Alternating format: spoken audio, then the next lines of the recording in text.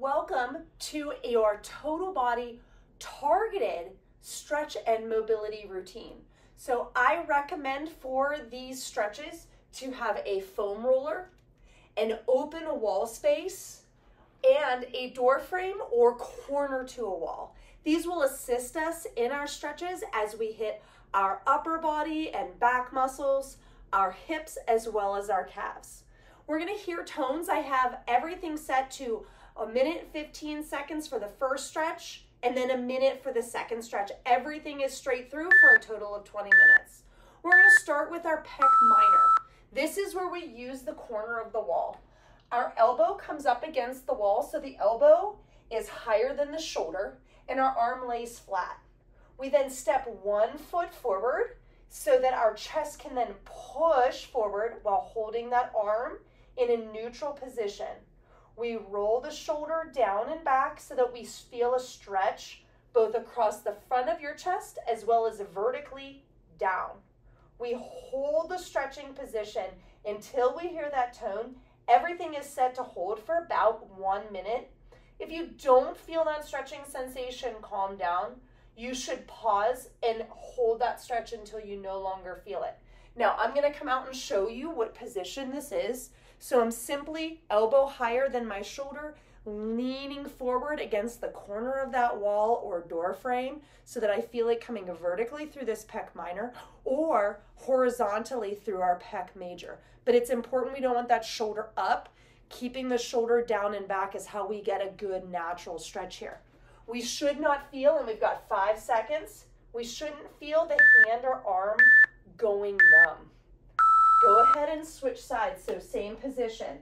Elbow a little bit higher than the shoulder, stepping forward, rolling the shoulder down and back, and then simply pressing that chest forward. We're going to keep that hand nice and relaxed. You may also feel like pressure along the outside of our armpit, because as we hold that shoulder down and back, you'll notice I get very broad through here. This is because my shoulder blade is rotating up and out to the side. So we're getting that nice stretch again vertically and horizontally across that stretch. This is a great stretch for you if you tend to feel tight through the chest. For example, if your hands are falling asleep at night or throughout the day, stretching your chest can really help that. We have 10 seconds and we're going to use that open wall space to stretch our calf muscles. I'm going to demonstrate it standing in the open space to begin. So our feet are hip width apart. We're going to step 1 foot forward. That step can be 2 to 3 feet. If you're against the wall, you're going to have about an extra foot. We then take that same foot that stepped forward 6 to 12 inches out to the side. We pivot the back foot so the pinky toes point straight ahead, and then we push into that wall, driving that heel down and back into the floor. All right, so if I'm facing the wall, it looks like this. You can do it without the wall, just simply pushing through that front leg and driving that heel down. You're gonna feel a stretch through the outside back of the calf, potentially down into the heel. Now, we don't want to get rounded here. We kind of want to squeeze our bum and keep our chest up tall. It's really important to have good posture as we stretch our body. Breathing, we've got 13 seconds left on this side. Again, hold it longer. If you don't feel that stretching sensation, calm down. If it's our body talking to us, we should listen to it. We're going to reset, same thing on that opposite side. Opposite leg steps forward towards that wall or into that open space. Out to the side, 6 to 12 inches. Don't forget to pivot that back foot, pinky toe forward. Press those hands or punch the hands into the wall, keeping the chest up tall and squeezing that bum.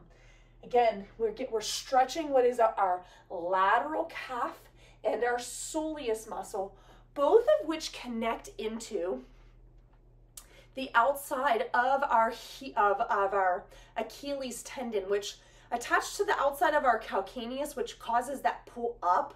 and that calcaneus or that heel bone to slide out to the side. So it causes pronation in our feet, which can lead to things like plantar fasciitis or Achilles tendonitis.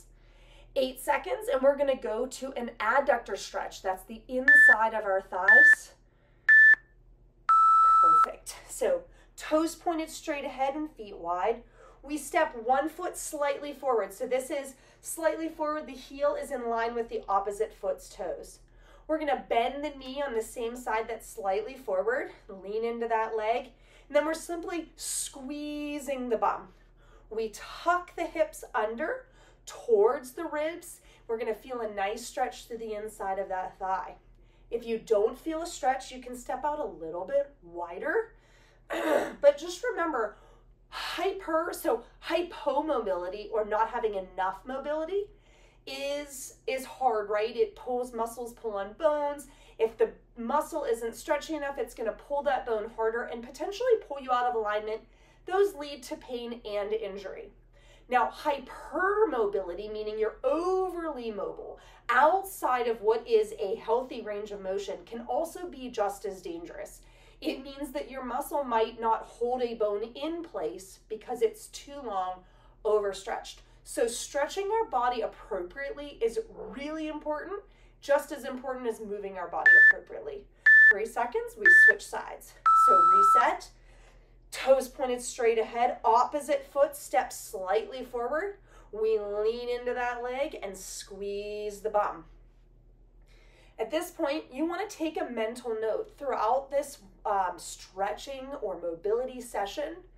Notice if one side of your body feels tighter than the other. We're all naturally asymmetrical people, right? We're either right-handed or left-handed. So we tend to use one side of our body more, which means we use the muscles more on that side, which means those muscles may feel tighter.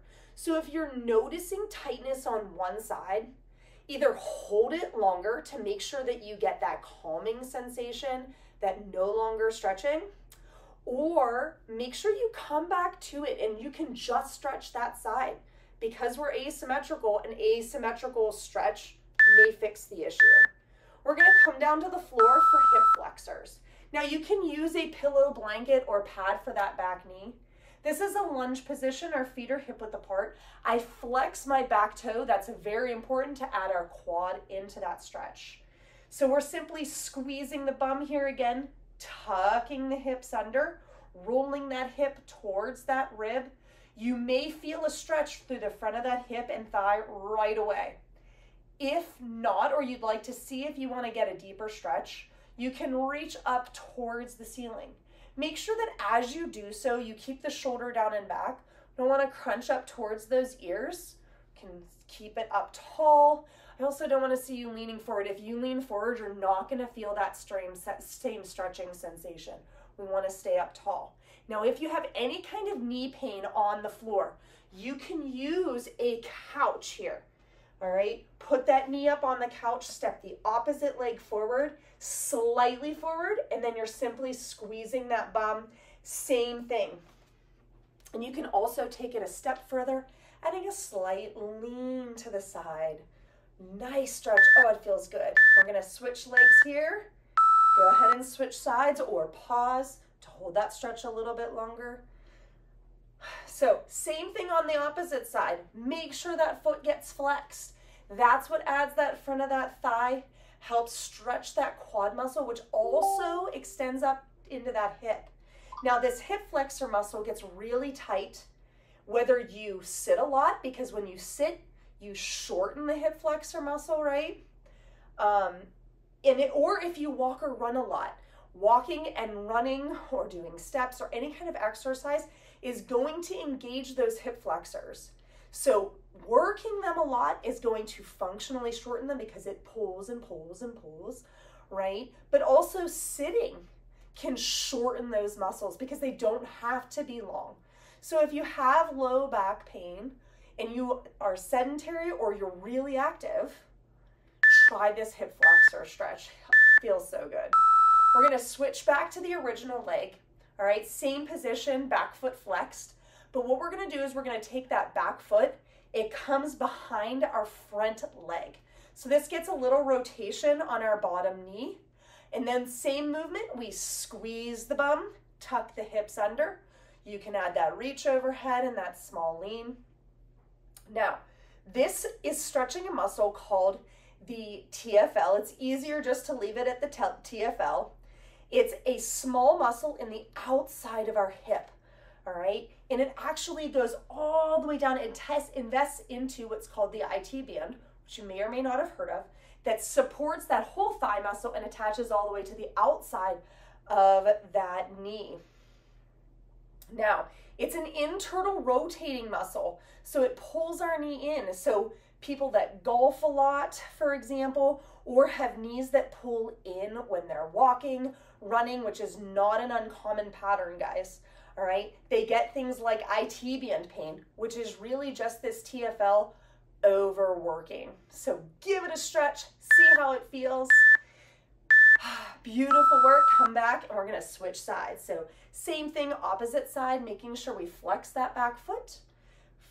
The foot slides behind that front leg, squeezing that bum, and again, reaching up, only adding the reach and lean if we feel an increase in stretch.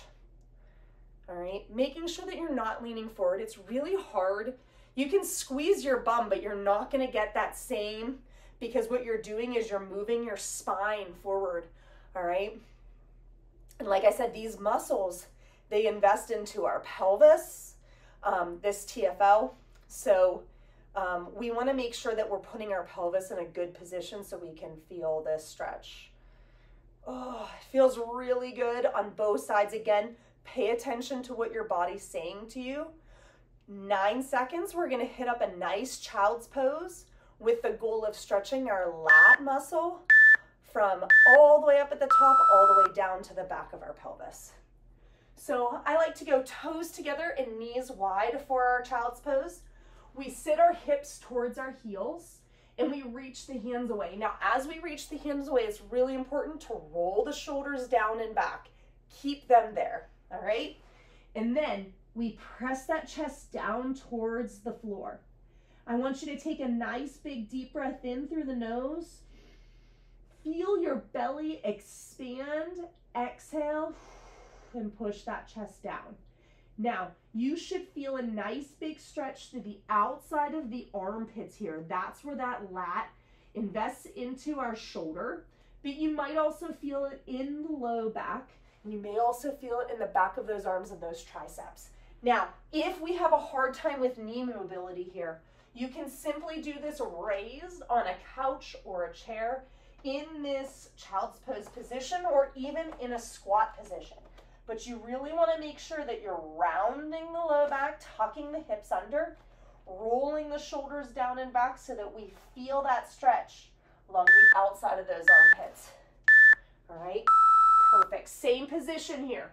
Now what we're going to do is we're going to take one hand and it stacks on top of the other hand. So that original hand doesn't move. The hand that stacks on top, you're now going to feel an added stretch through the outside of that armpit. And you might even feel a little stretch down on that one side of your low back. So it's going to be on the same side as that hand that's on top. So this is that quadratus lumborum. It's deep to the spine. Feels really good to stretch. And all the while keeping in mind that belly breathing. We've got 9 seconds and we're going to switch sides. I just really like this extra stretch along the outside of those armpits and into that low back. It's easy to roll the shoulder up towards that ear here, so make sure you keep it down and back. When we take that deep breath in through the nose, expand the ribs, you may feel a deep stretch through those rib muscles. These intercostal muscles can get really tight, especially if we tend to sit and we get hunched forward. So really opening up those rib muscles feels really, really good. It can help prevent us from dislocating ribs. 5 seconds, and we're gonna roll onto our back with our legs nice and straight. So legs straight out, we're gonna lie back on the floor. we're going to take one hand, opposite hand to opposite knee. This will bring our knee pointing towards our opposite shoulder. And then we're going to kick our leg like we're kicking over that opposite shoulder. And then we're going to relax it back down. It's a 2 to 3 count kick up and hold. And then a nice slow relax back down on that foot. So we're holding that knee up the whole time. Now, notice I can straighten my leg. I've done these a lot and I don't feel much of a stretch to the outside back of my thigh anymore because I've really worked hard to get there. That's the goal. You want to kick until you no longer feel that stretching sensation in the back of your thigh. So we want to calm the hamstring down, and that's what this stretch actually does. You may also notice that it works and burns the front of that thigh. Totally fair. All right, no worries if you can't straighten the leg, but you do want to keep the foot relaxed and the hips flat on the floor. 6 seconds. It's also totally normal to feel that leg kind of start to shake a little as we work the front of those thighs. So go ahead and switch sides. Kicking like we're kicking over that opposite shoulder. Oh, it feels really good through the outside back of that thigh, potentially down into that calf where that hamstring attaches to the back of that leg. Now, one thing to note, if you are somebody that suffers from a lot of hamstring cramps, this is a great stretch to do. As soon as you go into a hamstring cramp, come down on the floor, kick out that hamstring. It will make that hamstring cramp go away in my experience and with my clients. Now, if you're somebody that also tends to have a lot of hamstring soreness after squatting, lunging, deadlifting, kick out your hamstrings. It's a muscle that tends to get angry and overworked, and stretching it naturally doesn't do the same as this stretch. Awesome job. All right, we're gonna grab your foam roll for our last 2 stretches. We're gonna lay the foam roll flat on the floor. This is called a crucifix. This is a long foam roller. If you have a short one, go ahead and get pillows to lay under your bum. Now, there's 2 ways to do this. The whole head can be supported, or you can slide up to the top of that foam roll. So the foam roll, the edge of it kind of pushes it into the base of your skull, called your occiput. I let my arms fall towards the floor with my palms facing up, relaxing my chest, opening up that chest. This is another great stretch if you tend to be somebody that sits a lot and rounds or has hands that fall asleep. Nice big stretch. Now, if this feels like too much for you, you can start by simply letting your elbows fall towards the floor, opening it up this way. Now, this occiput release at the base of the skull is a love-hate thing. I have people that just absolutely hate it. It can be very uncomfortable. If that's the case, just slide down and let your head be fully supported, opening those palms up. Few more seconds here, and we're gonna go to some open books. Some of my favorite to get a really nice stretch through the chest, as well as that lumbar spine and that SI joint. So my bottom leg is nice and straight. I lay the foam roll in front of me, and my leg then lays on top of it. My toes are tucked behind my back knee, and I close my book. Now I simply open it by opening my chest towards the ceiling, letting my hand, elbow, and shoulder reach towards the floor behind me. All right. Now, if you have long arms like I do, you can hold your knee down on that foam roll. If you have a hard time doing that, go ahead and leave it out front. This is another place that you can simply put a pillow under your head if you want to make sure that you don't strain your neck in any way. But what we want to do is ideally get our hand, wrist, elbow, and shoulder down on the floor behind us, rotating that lumbar spine through that SI joint, all the way opening up the thoracic and the chest, so the upper and lower spine. 5 seconds, and we're going to switch sides. Perfect. And one last open book for the finish. This is one of my favorite mobility exercises. Sometimes you get a good cavitation or cracking in that spine as you open up. As you open up, you can exhale. blow out, and then you can close that book. Again, this is another place, do not compare yourself to my mobility. I've done a lot of open books to open up my low back, reduce my back pain, and just have overall better spine mobility within a healthy range. Now the foam roll is important because it keeps our pelvis in a closed position. If we're just floating this way, we might not feel the same stretch because the knee is going to open up a little bit, right? So the foam roll kind of gives us a nice point of reference. Last one here. Beautiful work. I hope you feel like we targeted all of those muscles in the upper, the mid, and lower part of our body, feeling open and stretched as well as relaxed and centered. Beautiful work. I'm proud of you for taking time to listen to your body, give it what it needs for good, healthy mobility as you continue on your health journey. If you have any feedback, please don't hesitate to reach out with questions, comments, or concerns. I'm always happy to help and make sure you feel your best. Thank you for joining me.